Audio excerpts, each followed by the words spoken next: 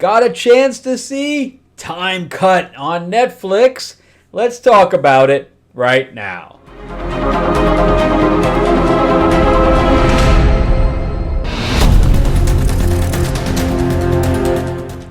Welcome back to the channel, everyone. Thank you so much for spending time with me as we rant about movies, comic books, and television shows, as well as the occasional board game. I am your host, Frank Zanca. I'm an award-winning screenwriter, novelist, and comic book writer, as well as a filmmaker. And talking about my comics, yep, we got Lords of LA. This is my vampire mob set in 1950s Hollywood. So this is issue 1, but issue 2 is coming in right now. If you'd like one signed, let me know in the comments section. But the artwork's inside is very good, and it's definitely a bit more mature. It's got definitely a lot of blood, sex, and gore in it, and vampire action, fangs everywhere, claws, you name it. So if you'd like one, let me know. All right, I normally then would talk about Myth Lords, but Myth Lords, my card game featuring the classic monsters, is completed, so I don't have anything to share with you there. All right, so let's talk about Time Cut. So we just had the Kiernan Shipka film called Totally Killer, which was similar. We had a serial killer. The main character, his life is affected by it. In one case, her parents, and the other case, her sister. And she ends up going back in time where she can change the past and possibly change her future. I am going to go into some spoilers on this, just FYI, but I'll let you know when I get there. This is written and directed by Hannah McPherson, with help with the writing side by Michael Kennedy, who also did a serial killer comedy called, I forgot the name of the film that he did, Freaky, where it was the change of the bodies, all right, which was not a very good film, but I liked Totally Killer. I thought it wasn't great. I thought Kiernan Shipka did a good job. But it was fun. That was a fun movie, especially with taking a woke person, girl in this case, bringing her back in time where, everybody said everything and nobody took anything personally, and she had no idea how to deal with that. And I thought that was very interesting. Where here, you're just going, you're going back 20 years, not to the 80s, but to the early 2000s. So you're going back far less time. And the whole thing is that, and I was very disappointed with the way that the kills were done in the beginning. I expected a little bit more than what we got. They really kind of drew back from it instead of leaning into it. And if you're going to do a horror piece, which this is to a degree, then whenever you have a serial killer, you really can't pull back on it, I think. So you had Madison Bailey, who kind of reminds me a little bit of Zendaya. She's from Outer Banks. So we have technically unknown actors, but they both have done Netflix shows before.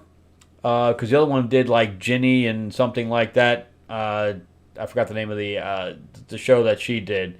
But it was two names, Ginny and something else. Which was also a Netflix show, I believe. So I don't know if the writer-director went to Netflix, and Netflix said, well, you have to use a couple of our actors, because also Griffin Gluck, he's like the best friend in this, and he was also played the villain very, very well in Lock and Key. So, again, all these kind of Netflix show actors kind of combined for this one. So it's very interesting to see if I was to learn about how this film was produced. There is some special effects in it, but nothing major. The time machine itself, I thought that the antimatter thing, the effects on that, I thought they were pretty decent.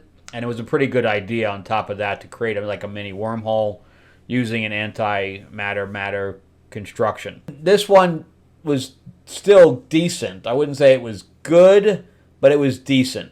They had a good little twist in there, but they really didn't follow through with it. This is my problem with it, because I write sci-fi, and I specifically wrote a time travel book that also got turned into, which is right behind me, Destiny Aurora, which also got turned into a graphic novel and a board game and all this stuff. So I think the best, there's two time travel movies that don't mess with the circle, right? The best time travel movies and shows have a circle, right? Where you don't realize that the stuff already happened. And one of them is the Time Machine, which was an adaptation. It was Guy Pearce, which was an adaptation of H.G. Wells's book. And that one, he could not affect time, right? He kept trying to save his girl, but time would take her every single time. Then there was the Terminator. The Terminator has the best thought out secular, I'm talking about the first movie, secular time travel in all of any kind of written periodical, film, etc. Where Reese had already gone back in time to impregnate Sarah Connor to create John Connor. It happens every single time, right? There's no break in the loop, right? That is the best kind of time travel story, where you can't find a hole. There is no paradox, because it always happens. And that's what I mean, yes, I have a branch in mind. For the most part, it always happens, right? So it's just the one deviation, right, that creates the offshoot. Where this one doesn't have that, it doesn't have that. It wasn't thought all the way through. And then the motivation of the villain doesn't really come off. It doesn't really equate. Because things that happen in high school, you really don't take with you into adulthood. I do like the dilemma that they created for the main character and the sister. I thought that was very good, and I thought that they should have followed through with it, even if it didn't make a happy ending, right? Because that would have really driven this story to be something different, where there was a self-sacrifice made, where it would have created that eternal loop. Instead, they shied away from it, and I don't know why. You know, where Totally Killer was just a fun little movie, it was just a nothing. Here, they tried to be a little bit more in depth with it. When they went to that point where they could have made a poignant statement, they drew back from it. And instead created the paradox that doesn't make any sense. So when you see it, you'll know what I mean by the decision, and this is without me doing any spoilers, I'm just kind of teasing, with the main character, Lucy, making a choice at the end that doesn't fit. It just doesn't fit. I'm disappointed with it, but I still like the film, but I was disappointed with the lack of balls, to put it bluntly, that the writer-director had. Again, the other writer really hasn't really done anything.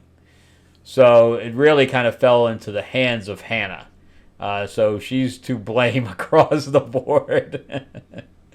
But I thought that the acting was generally good. I thought the chemistry of the characters was generally good. I liked the production design was good. They end up going, which is also very disappointing. So they found a location to do, because it's a small town like on the water, and they have a museum that's on a boat.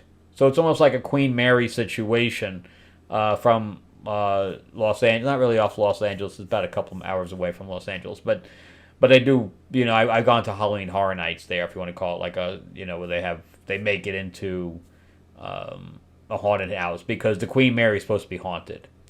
I never got to tour it. I did see the movie. The movie was pretty bad.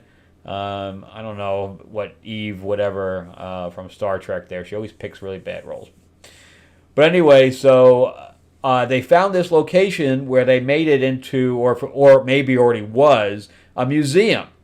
And they were supposed to have the kill in there, but, they're trying to alter time. So the killer's in there and the victim's in there that they're trying to prevent from happening. And I'm like, what a great location to have this stuff in. And again, they shy away from using it. I'm like, wow, you could have gone through so many things, twists and turns inside here, and it's different, and nobody's ever done it before. It's on a boat. You can have people dangling off the boat. There's like so much stuff you could have done here, and they did nothing with it. The scene was in and out for like 2 minutes. So there was just a lot of, I think that's the best way to describe this film.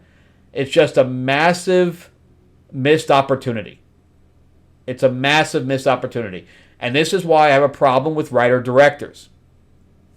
Because you don't have somebody else coming in and saying, no, you need to do a rewrite on this because you're just lacking. So, and that's the point, is that this could have been so much better if somebody else, if a producer or whatever else came in and said, you need to rewrite this because it's just a heap of missed opportunities. So, anyway, that's how I feel about it. Let me know what you guys think.